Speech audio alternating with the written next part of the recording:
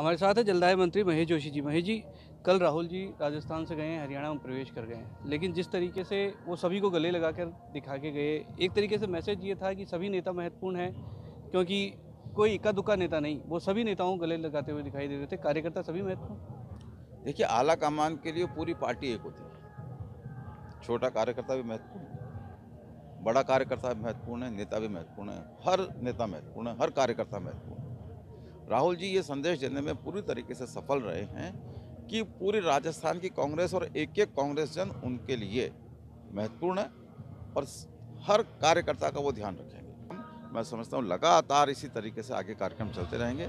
राहुल जी ने जो एक संदेश दिया है पद यात्रा का, तो हर एमएलए अपने अपने विधानसभा क्षेत्र में पैदल चलेगा, पद यात्रा करेगा और हर मंत्री निर्देश का इंतजार कर रहा है और हर मंत्री अपने अपने प्रभार वाले जिले में पैदल चलेगा, लोगों की समस्याओं से वाकिफ़ रहेगा, लोगों की समस्याओं को सुलझाने के प्रति अपनी जिम्मेदारी का निर्वहन करेगा और राजस्थान की पूरी कांग्रेस एक होकर राहुल जी ने जो एक अपेक्षा की है राजस्थान की कांग्रेस से सरकार को रिपीट करने की, राजस्थान में कांग्रेस की सरकार को कांग्रेस का कार्यकर्ता और कांग्रेस के नेता सारे मिलकर एक होकर राहुल जी के इस अपेक्षा को पूरा करेंगे। 17 दिन राहुल जी यहाँ रहे, कोई किसी तरीके का विवाद नहीं हुआ, लेकिन निकलते के साथ ही ये विवाद सामने आया कि कोविड की गाइडलाइन को अब हवाला देने लगे हैं। मनसुख मांडविया ने जिस तरीके से लेटर लिखा है, वो कह रहे हैं कि अब कोविड के चलते इस यात्रा को अब रोक देना चाहिए, देश हित में ये होगा।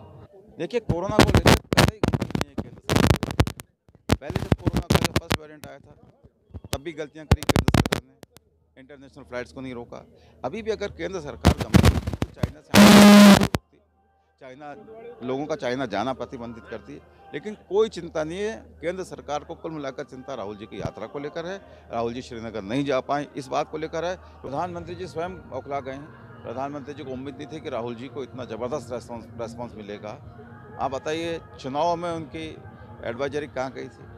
गुजरात चुनाव में बड़ी बड़ी रैलियां प्रधानमंत्री जी खुद कर रहे थे। राजस्थान में भारतीय जनता पार्टी की यात्रा चल रही है, उसके लिए कोई एडवाइजरी उन्होंने नहीं की। सतीश पूनिया जी खुद बयान दे रहे हैं कि मेरे पास कोई एडवाइजरी उनकी सलाह नहीं आई। इसका मतलब उनका सीधा सा उद्देश्य ये है कि वो राहुल जी की यात्रा को किसी न किसी तरीके से रोकना चाहते हैं और वो इस बात से और घबराए हुए हैं कि राहुल जी ने जो घोषणा की है कि श्रीनगर जाएंगे, ये भारतीय जनता पार्टी के लिए बहुत बड़ा सिरदर्द हो गया। भारतीय जनता पार्टी डर गई है। राहुल गांधी श्रीनगर जाएंगे तो भारतीय जनता पार्टी ने जो माहौल बनाया है एक कश्मीर को लेकर और एक तरीके का जो उन्होंने सांप्रदायिक उन्माद जो फैला रखा है, उसकी कलई खुलेगी। इस बात को लेकर प्रधानमंत्री जी खुद घबराए हुए हैं और इसलिए इस यात्रा को किसी न किसी तरीके से रोकना चाहते हैं। इसका मतलब स्टेप फॉरवर्ड पहले केंद्र सरकार ले, चाइना की जिस तरीके से चाइना से ये कह रहे हैं कि चाइना में ज़्यादा स्थितियाँ खराब है, तो क्या वापस रोक लगाने का समय आ गया है? नहीं, रोक चाइना भाई, मैं कह रहा हूँ एक राहुल जी की यात्रा पर क्यों रोक? ये एक कारण तो मैंने आपको ये बताया और दूसरा कारण जिस तरीके से चीन के मामले में सरकार की जो असत्यता है वो जो सामने आ रही है, चीन के मामले से भी प्रधानमंत्री जी ध्यान हटाना चाहते हैं, ध्यान भटकाना चाहते हैं। उनकी हमेशा की ये नीति रही है, कोई मुद्दा उठे उनका ध्यान जनता का भटका दो।